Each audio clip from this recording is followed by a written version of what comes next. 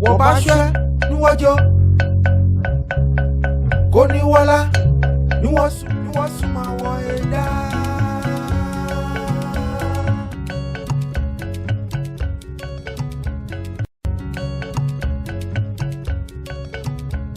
See, the position that I take personally is that assuming we are in a military regime, those directive or that directive will have been proper because of the nature of that type of regime.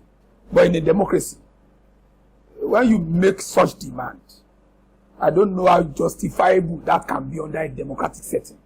And my opinion is that it is absolutely unjustifiable. It's like we want to be taken back to the dark days of the military era, the last of which we witnessed in the regime of Sani Abacha. Getting close to 2015, I think that directive, that requirement, it's absolutely uncalled for.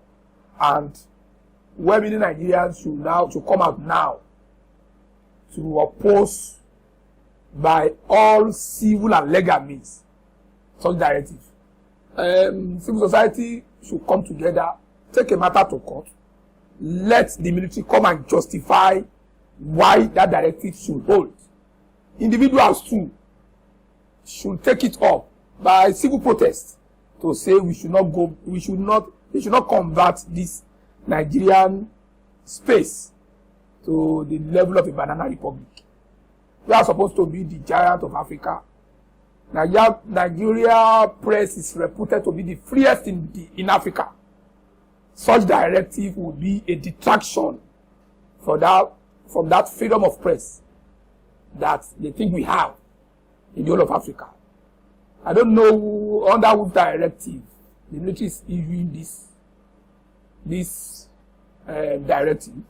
I think the president, as the commander-in-chief, should wade into this matter, because whatever they do, we believe it will be presumed that they have the backing of the president. The president should call for a reversal of this draconian order. It's an affront to freedom of the press, as guaranteed by the Nigerian Constitution. It's also an affront to the right of the media to disseminate information and to perpetrate ideas freely. So that is my position.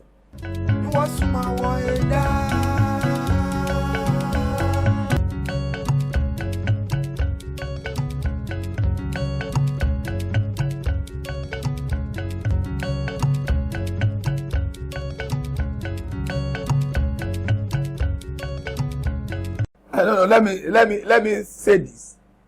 If vehicles for the distribution of news materials are being used for, in quotes, insurgency activity, the way that I think it should be handled will not be a general ban or a general clampdown. You treat every issue on case-by-case basis. That is to say, they have to strengthen their own intelligence gathering. As a matter of fact, the noise generated by the present directive will be counter their work. If that is so, they should have done it discreetly and pursue individually those they have information are using their vehicle. That will even assist their work. But to now do it generally, then you scare these people away. They will stop the activity, assuming that is what they do with it. So this style they've used will not assist them in getting at the truth. When you do intelligence work, when you do military work, when you do security work, you don't do publicity by action. You should do it this way so that you get at the root of the matter, so that you won't hold those that are responsible for it by the elbow. You hold them tight here. But this way they won't get anything. In any case, if the argument is that vehicles are being used for, tell me the connection between the use of vehicle for and the requirement that people submit the names of those that they want to interview and whether they want to. They are not related things. So I don't know what motive the military authorities have, but there is no connection as far as I'm concerned between the use of vehicle for distribution of news material and the directive that I should submit the name of the person I want to interview and the type of question that I want to ask him beforehand. I don't know what correlations they have.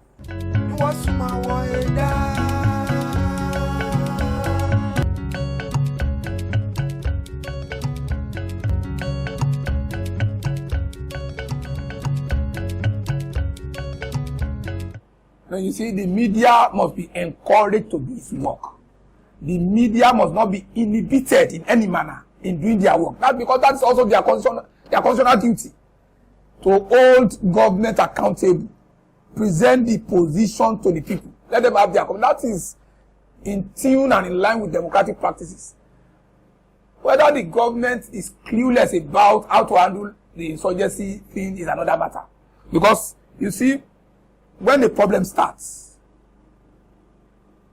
at the beginning of the problem is when you should strike, not when, you see, when you want to treat a wound, you treat it before it festers.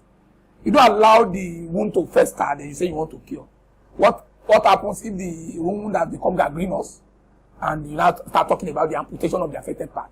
You see, so the way I see it is that at the beginning of the activity of these Boko Haram people, about 3 years ago, when they started Affront, is when the government should have taken some proactive steps, infiltrate the rank of the Boko Haram, gather intelligence.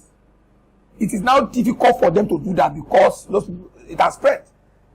If the thing had been tackled at the root earlier, we won't have this serious, expanded and extended problem. I believe that what we hear now is for luminous amount of money being budgeted for security and allied issues. We are not seeing the effects of those budgets on military and allied issues. So if some people say the government has no clue about how to handle insurgency, they will be correct because we are not seeing results.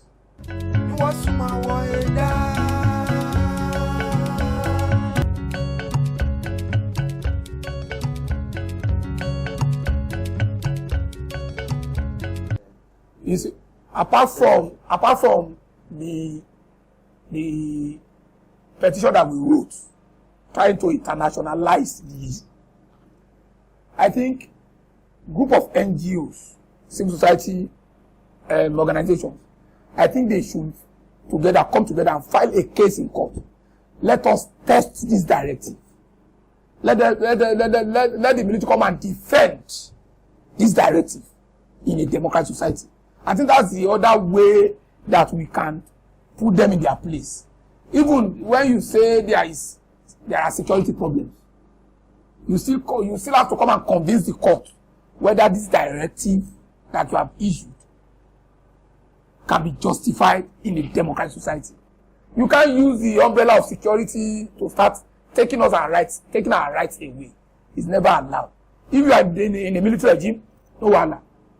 But in a democracy, you have to justify. And that is why I think civil society groups should file what you call a class action on this matter.